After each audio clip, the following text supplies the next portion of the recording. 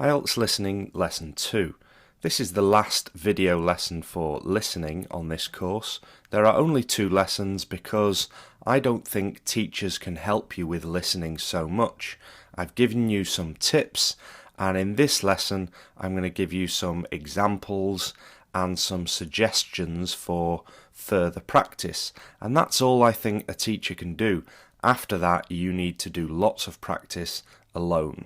Let's start the lesson now with some examples. Example questions for the 4 sections of the IELTS listening test. Section 1 will definitely contain a gap fill exercise where you have to fill in some basic information about what the speaker is saying. Let's look at an example.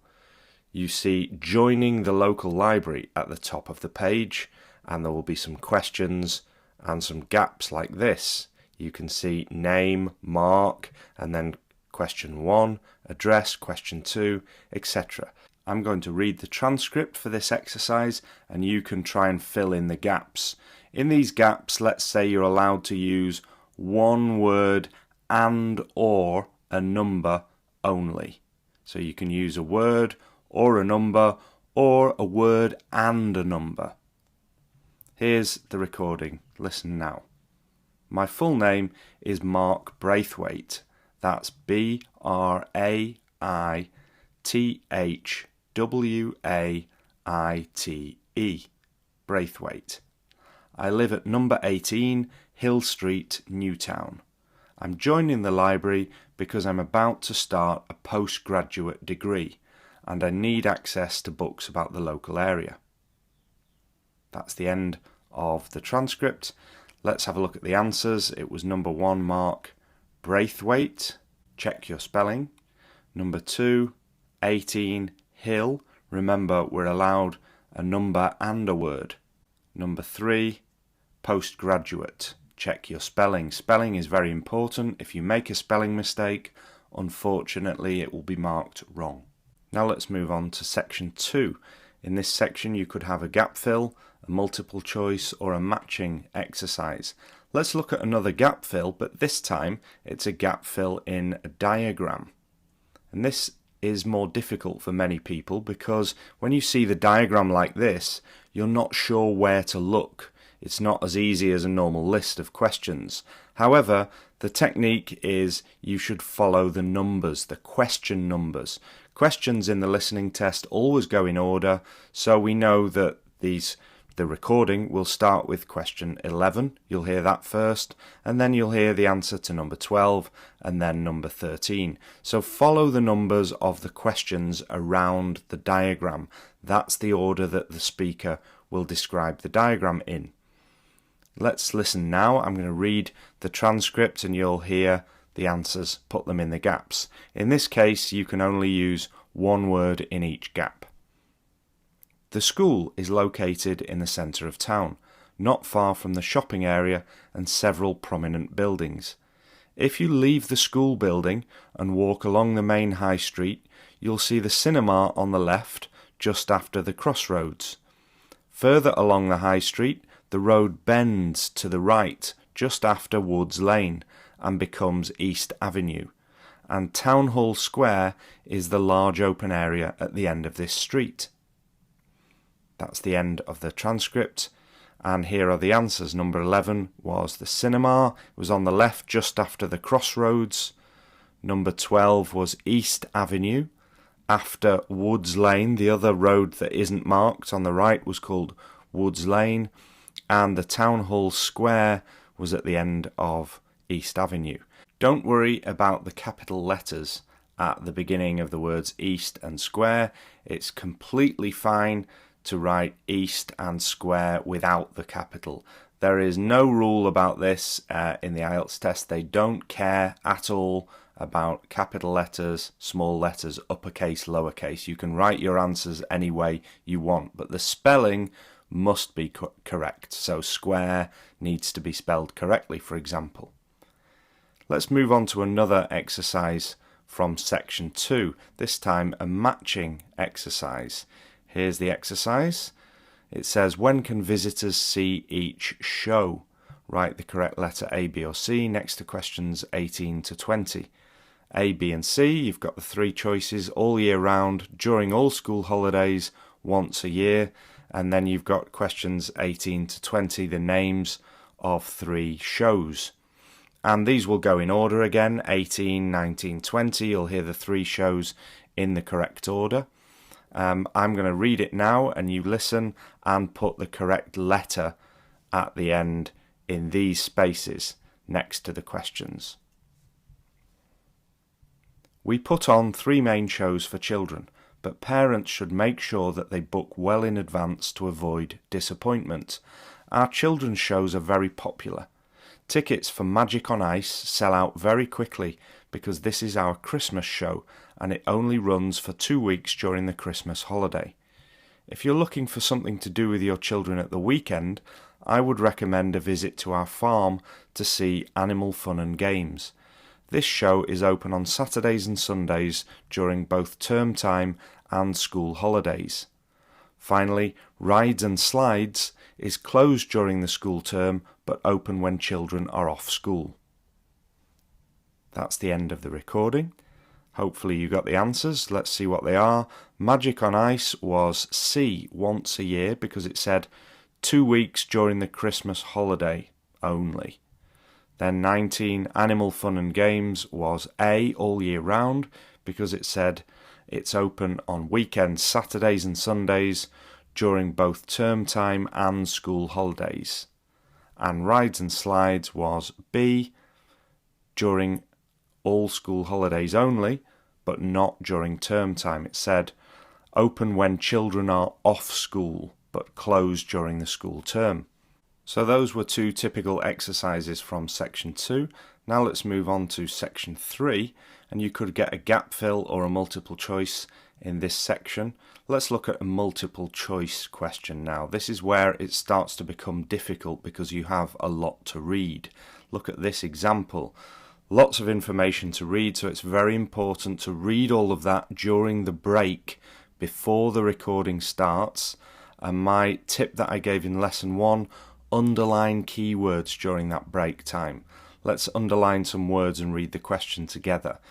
So the question, the subjects in Roger's study were chosen because. So subjects chosen because, those are the key words. Then A, they had all volunteered to participate in other studies in the past. Volunteered studies in the past. B, each of them had achieved excellent results in various physical tests. Excellent results, physical tests. And C, they were all of a similar age. So now we've got just a few words underlined, and that can focus your attention more while you're listening to the recording. Let's listen now. I'll read the recording. So Roger's speaking. The process of selecting people for the study involved various stages. First, our preference was to use people who had previously put themselves forward for similar studies carried out by members of our department. We chose a small number of participants from the department database, but unfortunately there were not enough people who met our requirements. So, our second step was to find some new volunteers. Next, we needed to select the 10 most suitable participants from our volunteer group. We put all of them through a series of exercises to measure their strength, stamina and balance. We had expected the younger volunteers to achieve the best results in these tests, but we were surprised by the performances of some of our older volunteers. In the end, we chose the 10 highest scoring volunteers to be our study subjects, and we were pleased to have a wide range of ages in the group. That's the end of the recording, and let's look at the answer. It was B. The reason was, instead of excellent results and physical tests, we had some different words, but we had measure strength, stamina and balance, that's the physical tests, and highest scoring instead of excellent results. In section 3 and 4, you can expect this kind of thing. The words that you've underlined you should listen for, but be ready for synonyms or similar words with the same meaning. If you got the wrong answer for this exercise, don't worry. You can check very carefully by downloading the worksheet that I've attached where you'll see the transcript and you can look at all the words and see where you went wrong. So remember to download the attached sheet below this video and check the transcripts carefully. Now let's move on to section 4, where you could have a gap fill or a multiple choice again. This time we're going to look at another gap fill, and this will be a more difficult one than the section 1 or 2 gap fills that we've seen. Let's compare the section 1 gap fill topic, which was joining the local library, a very general topic. Compare that with the section 4 topic we're going to see, which is understanding leadership. Somebody lecturing, giving a speech about this idea of understanding leadership is a much more academic topic. Here are the questions, and it's going to be one word in each gap in this gap fill. So the first one, successful leaders are able to see an overall something of what is happening. Let's underline the key words. Successful leaders see an overall. And I've highlighted the word an because that tells you it's going to be a noun, an overall something of what is happening. Question 32, they have the confidence to something, responsibilities to other people. And I'll underline confidence to, it's going to be a verb after that, so I've highlighted the word to as well. To something, responsibilities. Okay, so now I'll read the transcript of this recording and see if you can put the 2 correct words in those gaps. The article entitled Understanding Leadership came out of a collaboration between the university's business school and our contacts in several successful medium-sized companies in the city. The initial finding that stood out when we looked at the practices of the most consistent achievers was that these people have a very clear idea of the direction of their businesses. They see the big picture of what is going on within their companies, in their particular markets, and in the wider world. They also tend to be particularly good at motivating and empowering those around them. The best leaders understand implicitly the need to trust their staff, and they are happy to delegate tasks and duties to others. Let's look at the answers then. 31 was picture. They're able to see an overall picture of what's happening. And 32 was delegate. They have the confidence to delegate responsibilities. The key words that helped us to get those answers you can see better on the worksheet if you look at the transcript, but just quickly, for 31 it was see the big picture of what is going on. So instead of the word overall you've got big, instead of what is happening, what is going on. And for 32, happy to delegate tasks and duties. Instead of confidence to, they're happy to, and responsibilities, you've got tasks and duties. So again, similar words, not necessarily the same words that you see in the questions, and this is what makes section 3 and 4 particularly difficult because we have a lot of this. Okay, so we've seen example questions from the 4 sections of IELTS listening. And now, as I said at the beginning, it's your job to do lots of practice. So where can you get listening practice from? Well, I think you should start with the official IELTS books. You'll find these come from Cambridge and they look like this or like this. And there's also one that looks like this, the official IELTS practice materials. There are 11 up to now, there'll be more in future, 11 of the Cambridge IELTS books, and there are 2 of these official IELTS practice materials. That should give you plenty of listening practice to get on with. Of course, it's also a good idea to do other types of general listening, but if you want exam practice, these are the only books that you can really trust. You can also trust the official IELTS website, IELTS.org. There are some example listening questions on there that you can practice, and I'll link to them in the worksheet that I've attached below this lesson. So remember to download the attached sheet.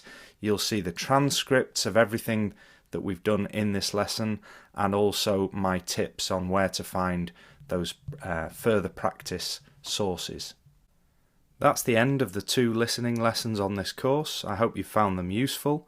Remember, the main tip for listening is do lots of practice. That's the best way to improve your ear and your exam technique.